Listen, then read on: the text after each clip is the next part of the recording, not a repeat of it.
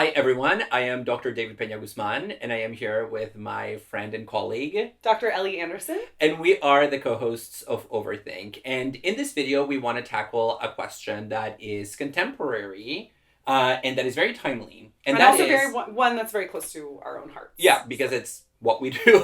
And that is, what is public philosophy? So, Ellie, where should we begin thinking about this question of philosophy that is public? Yeah. So, I will talk throughout the conversation about how we're conceiving this both in the abstract and also in the concrete as people who make a podcast and also have this YouTube channel. But I think for me, a helpful place to start was, as I was just doing a little bit of research on this, a 2013 report by the Kettering Foundation written by Sharon Megan, which talks about what public philosophy is and also what it could be like in the future. And Megan says in the report that the reason for the term public philosophy is that this is a term that a lot of disciplines use to talk about their work that is meant for people outside of the discipline itself. So you have public sociology, for instance, that's one of the examples that gets used. And so public philosophy is philosophy that is done outside of the boundaries of a university, college, or professional meeting, right? It's not what we do at conferences. It's not what we do when we write books that are for academic presses for other philosophers. It's not what we do when we teach students in our college classrooms. And so when I'm using that terminology, I think the implication is that non-public philosophy is what happens at universities and colleges. And of course, like you and I have a pretty expansive conception of philosophy, but that's a helpful working way of thinking about it, right? Philosophy is a discipline that one finds at colleges and universities. This is what happens when that discipline kind of takes itself beyond that. But of course, there are some sort of weird things about this term, some problems with it. With public specifically, or? Yeah, with public philosophy. So one of the things that Megan mentioned, so actually maybe we can, before I say the thing about potential problems, maybe we should just like list a few forms of what I think are commonly accepted public philosophy. Yeah, so and maybe some traits also, because I mean, you talked about how it is intended for people outside of the discipline, and how it itself takes place outside of the traditional spaces, like the university and the classroom associated with philosophy. But I do think there are other characteristics of public philosophy that define it. For instance, I do think there is a difference in content, in just the kinds of questions that public philosophers tackle. Okay. And that might be a function of it being directed toward a particular audience. But also there is a question of style, how you write and how you speak. So you change your voice, I think, when you move into a public philosophy space to some degree. There is an adaptation. When we're recording the podcast, I'm like, David, you're in your professor voice. Yeah, let's restart that. Yeah, we have our professorial voice, we have our friendly voice, we have our podcast voice. Yeah. Sometimes we also, when we break in the middle of the podcast, we're like, wait, are we saying that in podcast voice or not in podcast voice? Yeah, but podcast voice versus non-podcast voice is us in our capacity as hosts of Overthink. Yeah. And us as our capacity as individual people being like, oh, I think I made a mistake. Let me restart that claim again, right? So that's not the difference between us as public philosophers versus philosophers. I mean, but let's also be honest. We don't always talk to each other like we do in the podcast. Oh, no, yeah. No, I'm acknowledging that. I'm just saying that it's a different distinction between public philosophy versus philosophy when we're like in podcast voice or out of podcast voice. Anyway. Yeah, and then the biggest distinction, I think, is the platform. How you deliver that philosophy to its intended audience. And that's where then we can talk about some of those examples, because, of course, podcasting is a major new form, a new medium for the delivery of philosophical content to people. YouTube, obviously. But also the rise of what now sometimes gets called the pop publishing industry, where you have pop psychology, pop philosophy, books and articles that are geared not towards experts, but towards the vulgarization of ideas. And vulgarization, I don't mean in the sense of like trying, it has a negative connotation in English, but, but it just means the spread. I just mean it as the dissemination of ideas. That's a better term. Okay. Yeah. So you mentioned podcasts and video content. I think that's like very true. And I think this is part of why we're seeing such a proliferation of what's known as public philosophy. Nowadays, there's a public philosophy network. A lot of professional organizations within the discipline of philosophy are trying to expand their public reach. A lot of us as individual professors are seeking to have some sort of public discourse too. We should also for sure add blogs. I know those are maybe a little bit passé, but they do still exist. Or the more like current version of blogs, which is Substack. Yeah, so there are a lot of people who have Substacks. There are people who write articles for online magazines or, non-academic journals. Yeah. I've certainly done that. You have done too. There are what are known as trade books. So in that sort of pop philosophy term that you just used, which I think gets vilified a lot, but the technical term is like trade books if you're writing a book. Yeah. So a book that is meant for a non-specialist audience. Yeah. Yeah, and I mean, so you have then I would say even two kinds of public philosophy. Yeah. Right now we've been talking about the main one, which is delivering philosophy to people who are not its usual addressees or recipients. In the present day, under the current conditions of the university system. But then I also see under the banner of public philosophy efforts to publicize philosophy to communities that typically have been excluded from philosophy. So recruitment efforts to bring philosophy to high schools. Efforts to bring people of color into the discipline. Sometimes that also gets called an effort at public philosophy, even though it's of a different kind. It's more of a bringing the new publics into this more traditional academic environment. Yeah, and that also requires and encourages a transformation of how what the faculty and student body makeup of philosophy is in universities. I'm thinking about a point that the philosopher Linda Martine Alcoff made in an article she wrote on the public intellectual. And one thing that she talks about there is the fact that women and people of color tend to feel more of an obligation to give back to their communities. And because universities don't really value public-facing work, that can manifest in these people who are already wildly underrepresented in academic philosophy, leaving the discipline because they feel like they're not giving back enough. And so she suggests that in order to retain more people who have been underrepresented in philosophy, or people from underrepresented groups in philosophy, it's incumbent upon the university to value public philosophy more. And also, if and when we do that, that will encourage people to see themselves as potentially, students or experts in philosophy too, kind of going off of what you were just saying. Yeah, and I mean, this is a live question.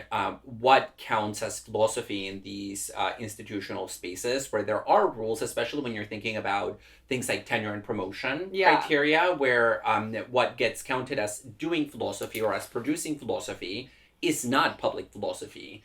It usually, I guess the opposite of public philosophy might be private philosophy, which is a really yucky term. But in some ways, I think we could use that term with a critical intent to say, yes, a lot of what we do is private as philosophers, both in the sense that it is kept from the public just by its means of dissemination, like journals that nobody has access to because they're behind paywalls, because it's happening in universities where you have to pay in order to be a student.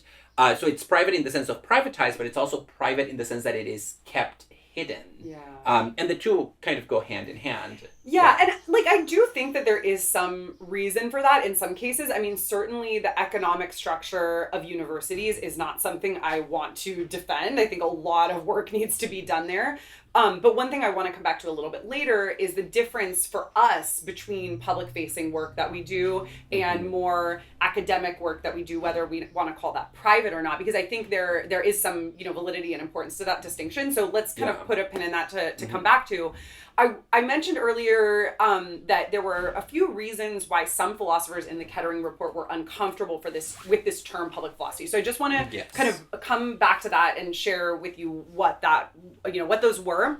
And then let's talk more about what you were just mentioning in terms of the Yeah, like the actual structure of what these different kinds of work look like. And then maybe that'll be a chance for us to talk like personally too. Okay. Yeah, so one of the concerns that was raised by philosophers who were interviewed for the Kettering report is this need to specify that public philosophy is not about publicity or celebrity. In the US, which is a pretty anti-intellectual culture, it's uncommon to find philosophers who are celebrities, although we certainly do find that. I mean, we have like Judith Butler and Slavoj Žižek and people like that. We have, people who are well known for their public-facing work. Yeah, in the single digits, though. I can't think of more than 10 that would fit in that category. I think it depends on how broadly you're construing publicity and celebrity, right? Because, for that level, I would say that an average person on the street might have heard of. And so if we define it in that way, then beyond Butler and Žižek, who else? I don't know. I probably want to draw it more broadly than that. I mean, and I would say too, if we're talking about publicity, this idea that a lot of us philosophers have felt the pressure to sort of self-promote or publicize, that feels new to me and something that I have very mixed feelings about myself and sort of the pressure and expectations around that, while at the same time it's really nice to be able to connect with like everyday folks beyond students, faculty, colleagues. So that was one concern, was just really wanting to emphasize that public philosophy is not about publicity or celebrity. Second is the idea that the term public philosophy indicates that we're sort of moving out into a community, and that denies the fact that philosophers are already part of communities, right? And often we are learning from the communities that we're a part of, and that is part and parcel not only of our everyday lives, but also of our academic work. So we're already part of publics and different publics, etc. And then the third concern is that we shouldn't be thinking about public philosophy as service learning, namely as the application of theories that have been sort of cooked up in these academic, I was going to say greenhouses, but now that I'm just mixing my metaphors, let's say laboratories, and then disseminated among the public, right? It's not just like, now we get to tell you guys all the good ideas we have. And I think that's definitely not all of public philosophy. I do think getting to share ideas, getting to publicize ideas that were, that have come up in public philosophy, that have come up in academic philosophy. I think that stuff's awesome. That's frankly a lot of what we do on our podcast is like, you might think about reputation, but have you thought about like what Thomas Hobbes might say about reputation? But it's obviously a lot more than that too. Yeah, so I mean, I like these concerns because I think there is this hype around bringing philosophy into the public square. And when that hype takes over, we can miss some of what is lost in the transition and some of the costs that transition demands. So, for example, I think that it is right to say that public philosophy is not about fame. I think it's partly false, however, to say that it's not about publicity. And the reason for this is because the Italian philosopher Carlo Cellucci, who has written about public philosophy, he says, look, the reason that we even have this term to begin with is because philosophers are freaking out about their sense that we've lost relevance, that we have become irrelevant. And so public philosophy does grow out of this need or desire to suddenly become relevant again. And that is a kind of publicity, even if maybe it's different than the kind of publicity that is associated with fame and celebrity status. And so I kind of agree and disagree with that point. Okay. Concerning the moving into a community, I'm glad that you pointed this out because this was a point I wanted to make, which is that I think in public philosophy, we often talk about targeting the public, but the public in the singular, and this is an argument that John Dewey made in the middle of the 20th century. I wanted to talk about John Dewey. Oh, really? He's such a classic public philosopher. Anyway. He is. And he says there is no such thing as the public. Yeah. There are publics in the plural. And that means that we need to recognize that even expert communities are their own public. They are their own group of individuals with shared interests and shared requests. Sorry, I think I got a package. I'm just going to get it. We're in my living room. Keep talking, David. I'm listening. Okay, go for it. So there's that delivery here happening for Ellie. Got it? Good. And so there are many publics, and problem with some of the rhetoric in public philosophy is that it presents experts as if they are something other than a public. It creates this dichotomy between the community that is outside of the university and then these people who are completely isolated from all communal ties, which are the academic philosophers. Right? But like all philosophers, and this is something that I've been doing some work on that will come out soon, all philosophical work is collective and it is communal and it is rooted not just in real living communities, i.e. the people around us, colleagues, friends, students, but also the community of philosophers that we read and that we reference in our writing. There's another writing. What is this one? I don't know. Happy Mother's Day. I don't know when this video is going to come out, so if it's way past Mother's Day now that we recorded around Mother's Day. Okay.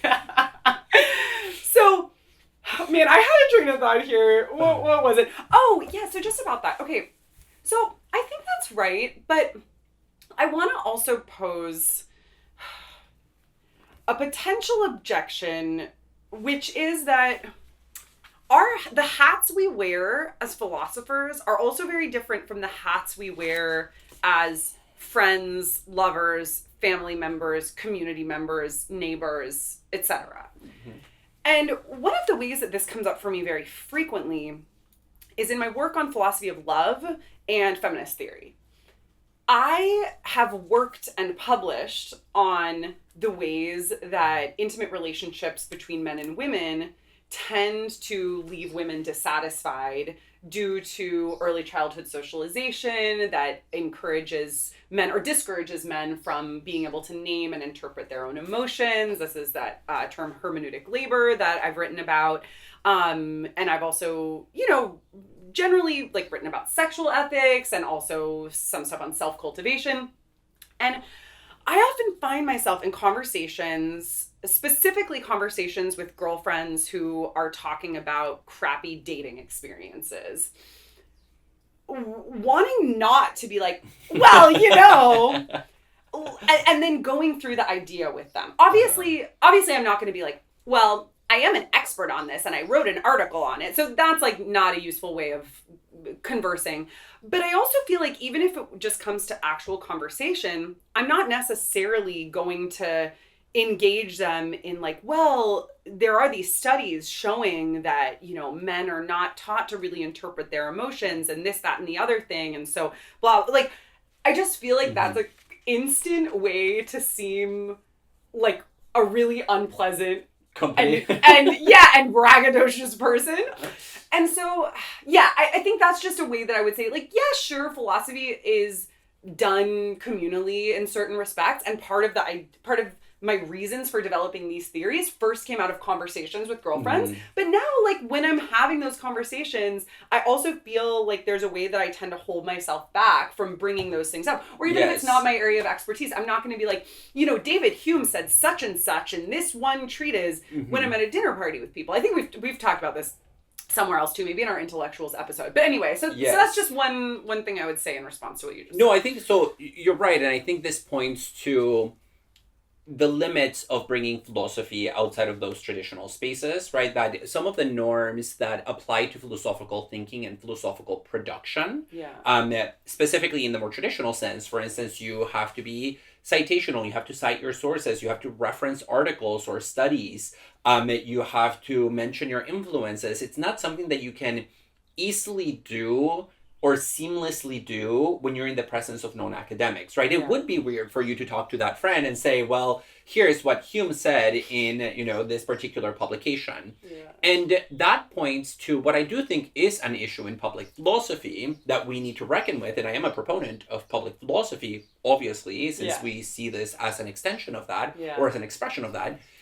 And that is that there are real limits to the kinds of work that you can do as a philosopher publicly that you can only typically do in those more traditional spaces when your audience is other experts. So, and that includes presenting innovative ideas that make an intervention in a particular conversation. That's not something that's easily done when your audience is a public of non-experts, right? So I will not present my latest criticism of a book in animal studies that just came out to people who have not read that book and who are not familiar with some of the debates that frame that discussion. Yeah.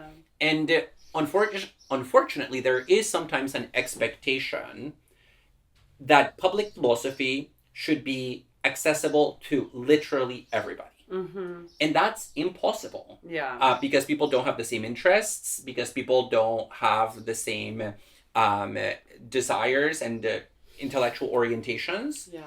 And I have sometimes been told that, oh, well, for instance, in connection to my own book, which is somewhere between a trade publication on animals, somewhere between trade and somewhere between an academic philosophy book. A crossover book, as they say in the lingo. Yeah. Could this be read by somebody who has never read anything about animals and anything about philosophy? And my answer is, well, sure, they could read it, but if they've never read anything about the subject matter, maybe they will miss a lot. Yeah. And I've been told, well, then it's not really public philosophy. Okay. And so I think sometimes it can create this, maybe a race to the bottom is not the right expression, but this race to the bottom in terms of only presenting what can be accessed equally by everybody, and that lowers the bar. Which is like but it's also a total fiction. I mean, exactly. Everybody, who is this everybody here? So I want to pick up on two different distinctions in what you're saying. The first is the distinction that you were just making explicitly, which is the distinction among different publics within public philosophy. And the second is a distinction between public and academic philosophy. Which I'm still deciding whether I want to say that we should call that private philosophy or not. I think I probably don't, but I understand, opposite of public is private, so perhaps. Okay, so I think you're absolutely right that we have to think about different publics when we are thinking about public philosophy. We find this literally in our own public philosophy, but I think also among different kinds of public philosophy. Let's take podcasts as an example. When you and I started Overthink in 2020, which is mainly an audio podcast, and the YouTube channel has become an offshoot of that, we wanted something that was going to be actually pretty broadly accessible, but we had in mind maybe, a teenager or a college graduate or somebody who's in college or somebody who didn't go to college should be able to listen to Overthink. But of course, it's going to appeal to some people more than others. There are certain, I think, kind of political and moral values that we take for granted when we're addressing Overthink listeners. But we wanted it to be pretty accessible. There are some other podcasts, and I would use What's Left of Philosophy as an example here, that are more geared towards like a higher intellectual level. I think when I listen to What's Left of Philosophy episodes, it reminds me of being back in graduate school. And then when I go to conferences and I meet grad students, there are a lot of grad students in philosophy who like Overthink, but there are way more grad students who like What's Left of Philosophy because it's more for them. Yeah. Whereas I would say there are probably more undergrads that listen to Overthink than What's Left of Philosophy. Then there are the interview-based podcasts, like Maisha Cherry's podcast Unmute, which is for people who are interested in hearing professional philosophers talk about their work, or Kiran Setia has a podcast that's also interviewing professional philosophers. And then you have, I would say the maximally accessible kind of podcasts like Hi-Fi Nation, where Barry Lamb is kind of taking a This American Life approach that's narrative-based. And so that's, I would say, more accessible than we are. So there are these sort of different, we might say, levels of accessibility, but also we think a more accurate way of putting it would be different publics that we have in mind. And some of those publics are bigger. That's what I mean by more accessible. And some of those publics are smaller. And all of that has a place. Yeah. And I think, honestly, we sometimes oscillate in our public. Yeah. There are some episodes that are more theory heavy. Yeah. There are some that are more pop culture driven. Yeah. And even in some of our public events where we meet with people and chat with some of our listeners and viewers, I've noticed this tension where, for example, a couple of people have said, I really like this episode, but I really jumped off when you started talking about this philosopher, and it was too heady and too abstract for me. Yeah. And my reaction in those moments is really, I don't know how to read my own reaction, because on the one hand, I understand that it's not for everybody, but on the other hand, it makes me wonder whether we suddenly shifted our goalpost without realizing, or our audience. Like our we're film... it's for we envision you as our audience. Yeah. And you're telling me that you jumped off when it got too theoretical. Yeah. No, I think that's right. Yeah, so it's a hard thing to balance. Like our film episode, which we thought was automatically going to be so juicy, and then we just ended up talking about the ontology of film, and it's one of our most dense episodes. It's not our only episode on movies. We also have it's also not our only dense episode. I know, but it's not Matthew Stroll's bad movies episode, so I don't want to lead to that possible confusion. It's our episode that's just called Film, which I like, but it's very dry. So I think that does lead to some questions. I lost my train of thought here. I'm gonna try and regain it. I'm now like thinking about something else. Well, no, but maybe I'll go back to this idea of private, because you don't like it. It is the opposite of public, and I threw it in kind of sporadic, just like on the spontaneously in the moment. But now I'm beginning to think that there is a real critique there of philosophical practice in the present that is maybe not explicitly articulated by this movement of public philosophy, but it would be if it leads us to conceive of this other kind of philosophy as private. Yeah. And that has to do with just the way in which there's been this capture of philosophy by capital, precisely because philosophy has been isolated to the university to a large extent. There are people obviously who do philosophy outside of academic settings, but it's not always legible as philosophy. It doesn't get the same recognition as academic philosophy. And so what does register as philosophy happens in spaces that you need to pay to play. Yeah. And is often disseminated. So this is a critique now of the publishing industry. Most of us as philosophers who are professionals, we do our research, we write articles, and then we give them for free to publishers who make money off of it and then charge for access to the research that we conducted. Yeah. So most of the research is not really accessible to a public, even if that public were to be interested. Although, a lot of us just post our articles online informally. And there is a legal question about that, right? Sometimes it's a little bit ambiguous whether I, who wrote this article, have the right to publish it or to share it online because I've given the copyright to somebody else. Yeah, I mean, I don't want to dispute your analysis of the sort of exploitation of the publishing industry. I just will say, though, I think it's a little bit of a misleading claim to say that we're not paid for our articles in academic journals, because we're not in actual money.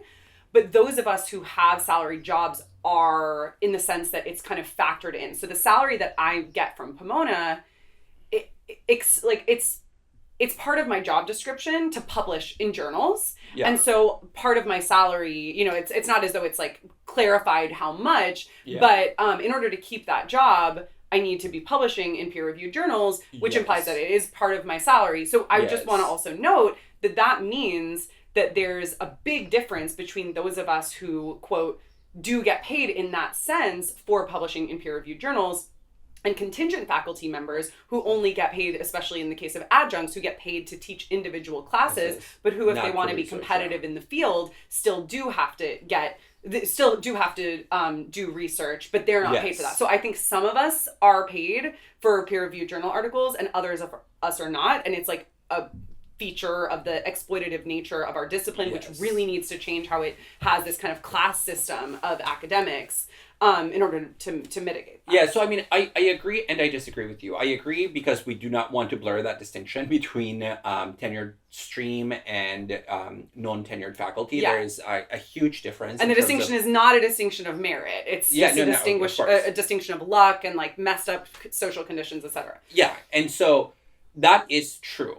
I still do think that the research that we do is not factored into our salary in the same way, in the sense that you get paid more if you publish more and you get paid less per year. In fact, you can go a whole year without, especially once you have tenure. Yeah. You can go for years without publishing anything. That's and true. Your Once salary your tenure is same. over. That's so foreign to me. It's your situation. The reason that I still want to apply this notion of privatization and exploitation to the category of philosophical research is just simply for Marxist reasons, that we are producing something that creates surplus value, like this article that other people will pay for and that will create profit. None of that profit that it generates ever goes back to us in the case of articles. Yeah. It goes to fair. Kind of these mega publishers like Elsevier, etc.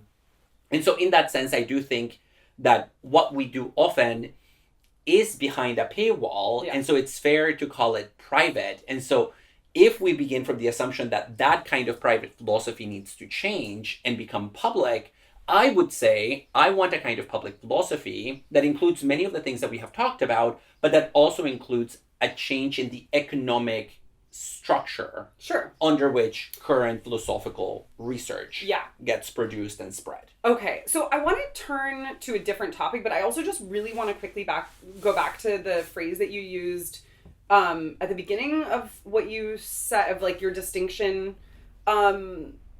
between these kinds of peer-reviewed journals that we're submitting to, but you also said there was this other thing of pay to play, and I just didn't know what you meant by pay to play. Like you have to pay in order to read the articles, right? Like if your neighbor wants to read your article, they have to pay to access it. And if somebody wants to take your class at Pomona, they have to pay. Oh, I thought you were saying that we had to pay to play. Sometimes that's also true. But I just was wondering what you meant by that. Oh, so I didn't mean that we have to pay to play, although there is the rise of the cost of publication being shifted onto academic, sometimes like predatory journals. Yeah, so that does exist, but that's not what I meant. Yeah, if you have to pay to submit to a journal, you should not submit to that journal. I was wondering if maybe you meant like conference registration that fees too, or something. Okay. So, but yeah, I just wanted to clarify that.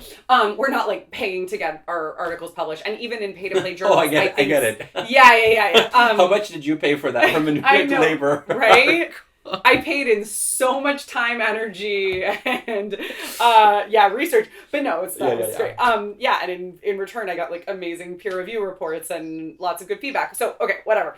Let's sort of quickly turn here, because we do need to kind of start wrapping up what could be an endless conversation.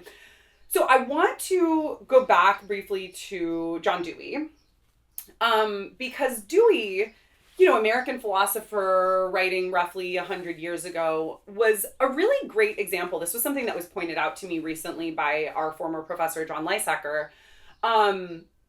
He was a great example of a public philosopher in the sense that he wrote for different publics and for different audiences. So he had a series of articles in places like the New Republic that were meant for a wide audience.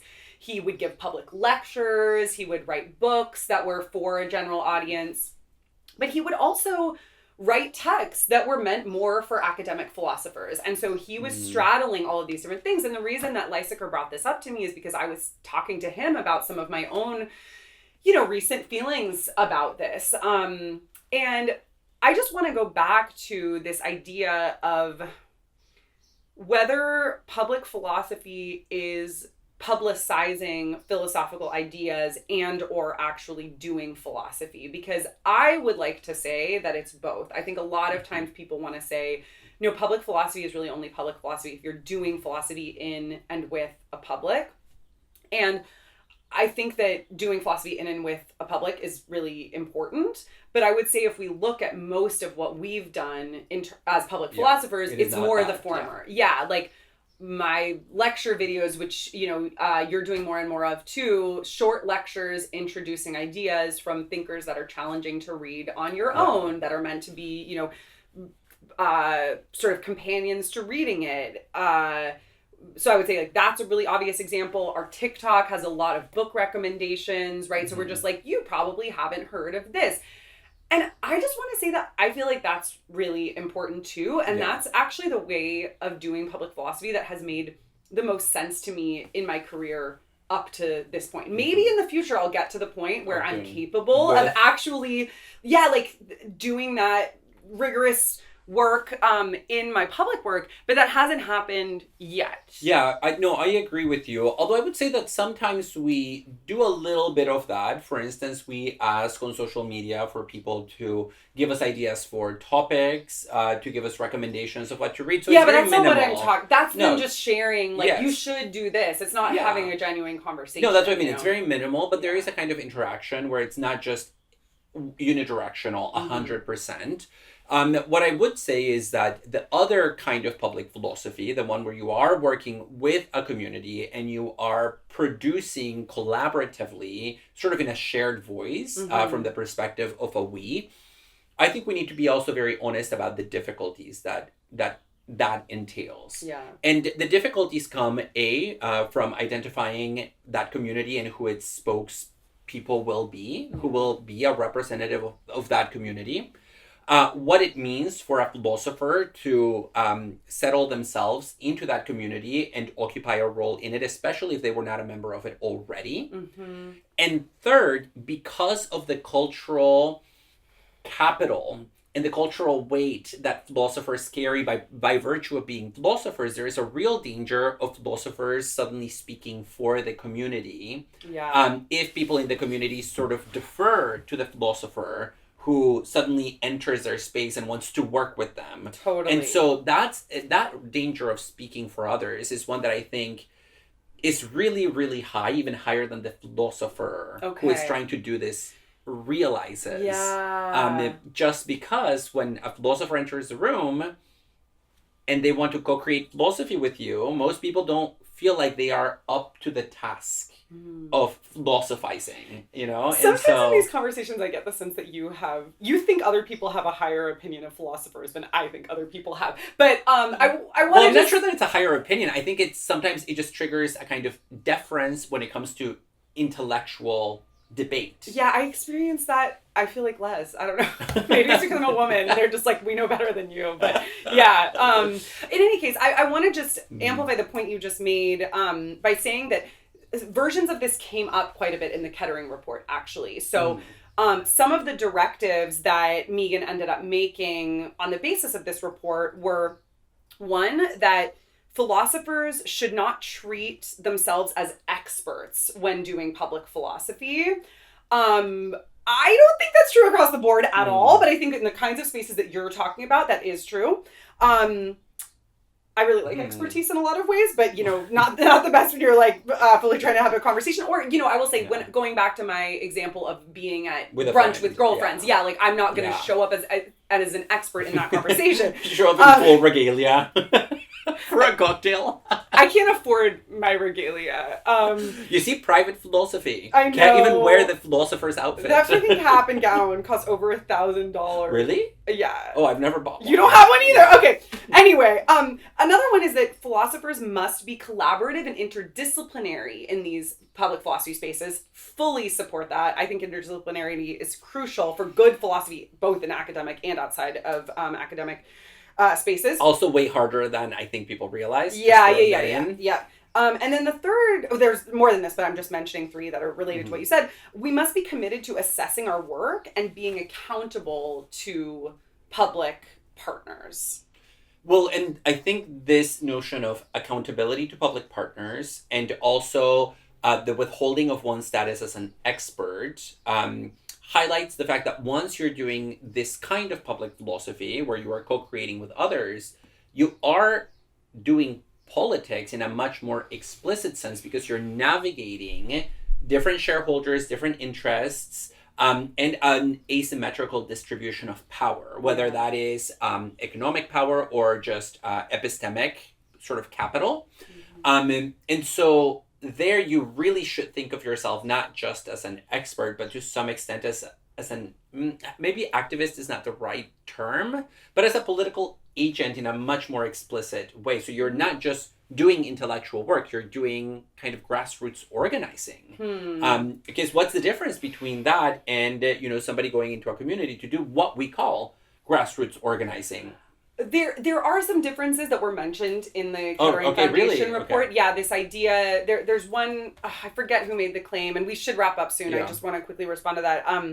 one claim that sometimes public philosophers have this idea that what we're doing is democracy. And the idea is like, yeah, well, that's probably an overstatement. So I would maybe still want to hold some space open for that distinction. We should wrap up, though. Okay, yeah, so maybe not democracy. That does sound like the philosopher suddenly is responsible for ensuring that we're not descending into tyranny or populism. Wouldn't want that, but so difficult work, but really exciting work, even in the form that we now sideline in our discussion, which is doing philosophy, let's say, for a public, which is what we take ourselves to be doing with a clear pedagogical mission.